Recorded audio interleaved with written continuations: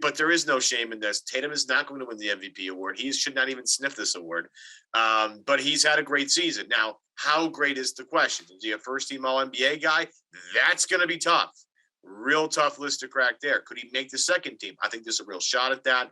And obviously, if he didn't make an All-NBA team this year, I would be stunned if he didn't make one. But, if you're one of the 10 best, one of the 15 best players in the league, which I believe Tatum is, cemented himself in that conversation, that's a really good place to be when, as Jared pointed out, you're only 24 years old. There's more growth coming. So, Tatum has taken maybe a backseat to Ja Morant in terms of young talent this year. Ja's been, utterly fun to watch. And even like the other night, they were playing the Pelicans, and Ja's having such a great year that he dribbles the ball, loses it, goes behind him like 5 feet, and then notices there's 2 seconds left in the shot clock, hoists up a 35-footer and goes in. It's like, yeah, that's just the season Ja's having. It's electric. Tatum is right there. And anybody that claims that they want, Tatum over Ja over Tatum, it's just a personal preference. Both these guys have been tremendous. Tatum has been amazing. Is he a top 5 player? No, but he's close. And that's a really good place to be when you're trying to build a contender between 2 guys that are 24 and 25. That's awesome. So we could, I'm not going to tell people to stop because I'm just enjoying the interactions on Twitter, but he's not going to finish top 5. Just saying, to me, again, social media, there's this need to like Jayson Tatum. He's emerged. He's a top 5 guy now. Well, maybe he's played like a top 5 guy over the last few weeks. He's not a top 5 player in the NBA, and that's okay. I believe he will be. I believe that is still a ceiling for him, but he's not there yet. I don't believe he's a superstar yet. He will be. I do believe he will be, but I'm not ready to call him that yet. But again, I suppose, I don't know what your definition is. It sort of comes down to how many people can be a superstar in your mind? Like to some people, they'll say, well, the NBA is 25 superstars. Well, no, it doesn't. It is, 25 all-stars. But like, to me, a superstar is that next level of special. Like, you've got to be a top 10 player to be a superstar. And I think, Jayson Tatum is sniffing that. Certainly he's on the verge. He's on the precipice. I think the turn he's made in the last couple of months, that's what a superstar looks like. He controls the game really on both ends, not as much on the defensive end because he's just not directly involved as much, but he's running the offense for an entire game and is pretty comfortable handling any package that they throw at him, and is playmaking pretty well. I really think it's that in February, we started seeing him getting doubles, and he would kind of like walk a double team into a part of the court where he'd want it and just throw an overhead pass to like Grant Williams out in the corner on the other side of the floor. That's the superstar stuff. It's the stuff when you just kind of walk into the middle of the room and just kind of start dictating everything, like you're John Wick or one of those like over the top combat movies where the guy's just like standing still, just like going like I guess it was like Neo in the Matrix. He's just like standing still, just like deflecting everybody, punching him. Like that's one Keanu movie or another is what you're saying. And it's just basically, if you're like Keanu Reeves, Point Break, he was on the ground, just shooting at the sky, screaming. Remember at the end of that Brooklyn game when they had this great defensive possession on KD, like right at the end of the game, and he somehow split the double. Rob comes up to stop him, and he just like hops to the side and pulls up right over Rob and buries a 10-footer.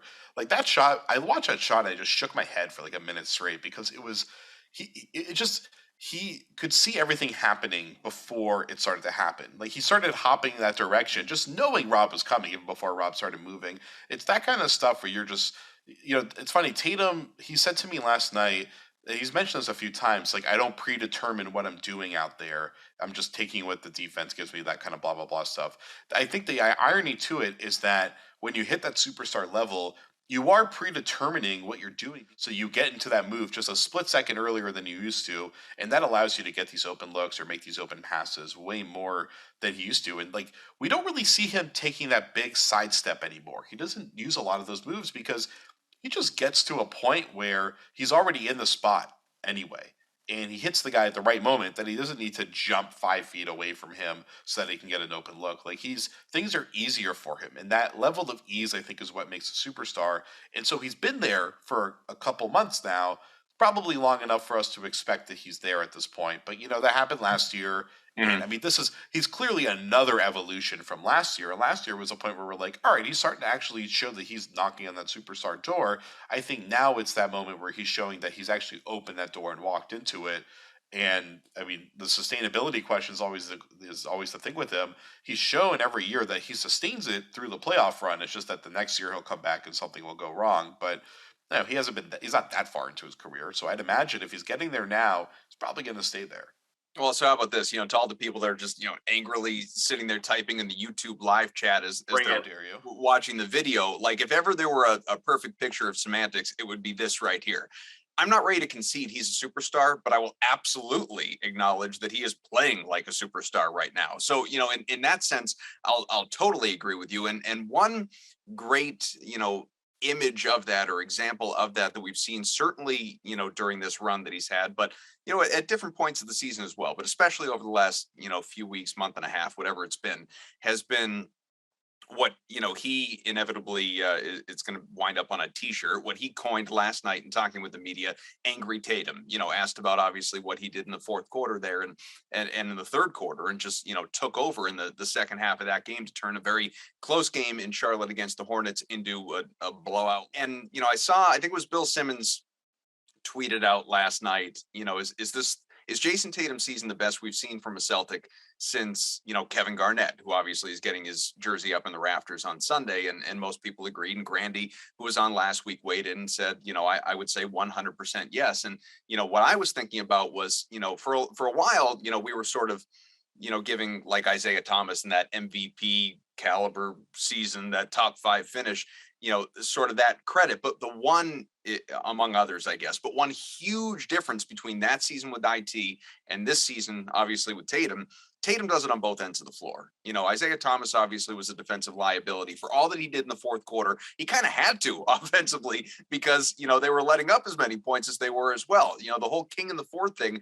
always sort of masked, how terrible he was defensively as part of that unit. Jayson Tatum is an elite defensive player, amped up by what he's done lately. I think it was 16 or 18 against the Hornets, and great games against the Nets, against the Grizzlies, you name it. He's been incredible. It's that next level of progression that, sort of what you were alluding to before, Jared, when you say like he can just walk into the room, walk into the middle and start dictating. He is now taking over at a level, especially a consistent level, that we've never seen from him before.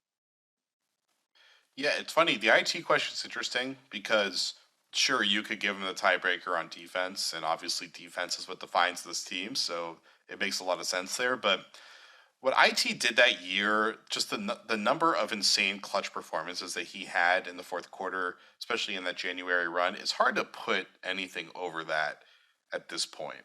That was just so special, and it had this emotion to it that this run doesn't quite have. Sure.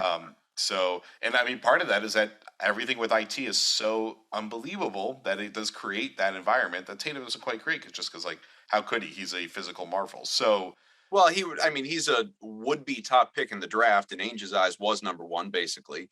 And then IT was that, consistently underdog, unsung, last pick in the draft, all that stuff that, yeah, I mean, from a story standpoint, you could never was a top. fairy tale. Yeah. It was the absolute basketball fairy tale of my lifetime. I'm sure there's a few other good candidates, but like that, I just don't think you can ever. So like Tate, yes, that's a good one. No, but that was on another level because Isaiah ended up being a MVP caliber player that night or that year. So he sustained that whole thing, and he propelled that team. They were a drastic overachieving team. So I don't think you can beat it as far as what's the most important, memorable season in like the last decade or so, but Tatum, I guess his overall impact, you could probably say on offense is almost at that level. Not quite, but like almost at that level. And has been, but and then on the defensive end is bigger. So yeah, you could probably give him the edge as far as raw performance. But, like when we talk about this stuff, who cares about the raw performance stuff? It's like, how do you remember it? And like, I remember that IT season being the most fun season that I've covered. Can we clean this up before we go to like some whatever break that you have planned, Goffman? The point being, we all agree Tatum's not a superstar yet. He's knocking on the door. Would a deep playoff run against what is a gauntlet of an Eastern Conference, like getting to the Eastern Conference Finals or getting to the NBA Finals, or if you want to go all the way here, win an NBA title, like what level do we say, or is it not even possible that Tatum has entered the superstar level? Like if he got to the Eastern Conference Finals against the Sixers or against the Bucks, and lost in 6 or 7 games, to the eventual NBA champion or something like that. Would that qualify Tatum in that superstar range, or do we need to see it carry over into the next season with this new domination? That's I guess, is it possible that we finish 2022 this season 21-22 and say, yep, Tatum's for sure a superstar? Do we need to wait even longer? Either. If he does this in the playoffs, or if he's averaging like 30 and 5 in the playoffs and they don't completely fall on their face, then yeah, he's obviously a superstar. I mean, he's going to be. I'd be surprised if there's no way he's going to make first team All NBA. Like, even if KD doesn't play enough games, like I think there's just too many guys that would probably get it. Although Jimmy Butler didn't play that many games either, so hey, maybe he somehow sneaks his way in. But like, second team is certainly possible. I feel like third team is probably that's a lock. He's an All NBA player. Like, that's not a problem. So yeah, at that point, for an All NBA player consistently you've clearly made another leap. You're on a team that's good. That's a legit playoff team and is making noise in the playoffs. And especially considering, he started the All-Star game as an injury replacement, but he started the All-Star game. His son is honestly a huge part of his superstar identity. He checks off every box of a superstar player at that point. I don't think it's that hard of a decision to make. I'll pretend it is for the sake of the argument, but it's not. He clearly would be a superstar at that point.